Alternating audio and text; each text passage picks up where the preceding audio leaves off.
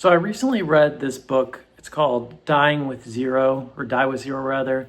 It did have a pretty large impact in my kind of view on life. So I do save even after reading this, I do save a pretty large amount of my income relative to most people. It's about 23.5% just in investments before you even go into company match or profit share slash just general cash savings.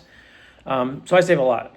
And I enjoy saving and investing, and I'll continue to do so. But it did give me a perspective to not overdo that because I could even go harder into that and enjoy time in the present, which I think is really important, especially for people that do kind of oversave, like me.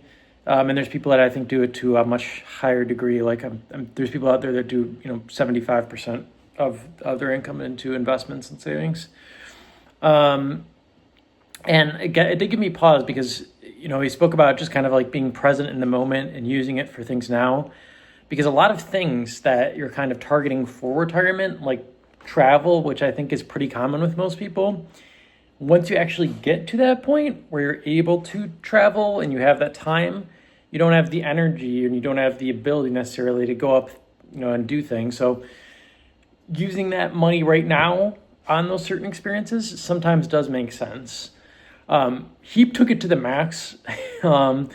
He kind of talked about in the book, like he would spend money in his 20s even on like a housekeeper and all these other kind of luxuries, which I don't necessarily think it has to go that far. I get valuing your time, but that's really taking it to another level.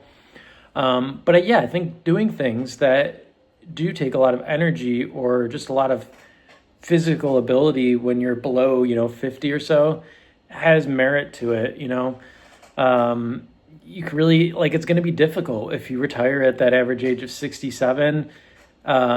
Maybe in the very beginning of that retirement, your late 60s, early 70s, it probably would be possible to do some of those more physically demanding things. But going up steep mountains or a lot of just like European cities or just cities in general, really outside of the US, there's not really like an ADA thing outside of America. Like it's just not a concept. So you're going to want to do some of those things now if you're able to, if you have the ability to, and maybe setting aside, 20% of your income instead of 50% so you can prioritize doing some of that now. You'll still be able to pay all of your expenses in retirement if you're investing properly and starting early enough, but you're still going to get all of those experiences in as well. So it did give me a lot of pause to think about that and make sure I'm properly allocating. But yeah, I do like investing. I definitely get the allure. I think some people are just kind of made with the investing mindset in place already, and some people who have to really fight for that. So I don't think it's probably super common where you have to like physically tell yourself, I got to spend money at this point. But it is something some people need to hear, that they have to spend money. It is something that definitely gave me pause. I'd like to know your thoughts, though, if anyone has thought the same or, been at that point in life where they kind of thought about, should I be spending more? Because just recently I went to Finland and Estonia. That was, nothing crazy, but it was $1,000 maybe altogether, $1,100, something like that. Not something I had to do by any means, but I thought it would be a nice thing to kind of get in. And now I have very little money for the week, but I think it's worth it to do those things now.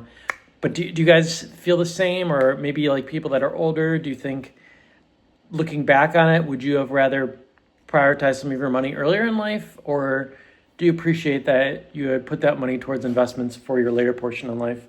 I think there's a good balance in between. I think he's a little bit too far to one end. I think it's a really good book to read and get some perspective on, to consider, not waiting until the very end to spend everything. But yeah, it's a give and take for sure.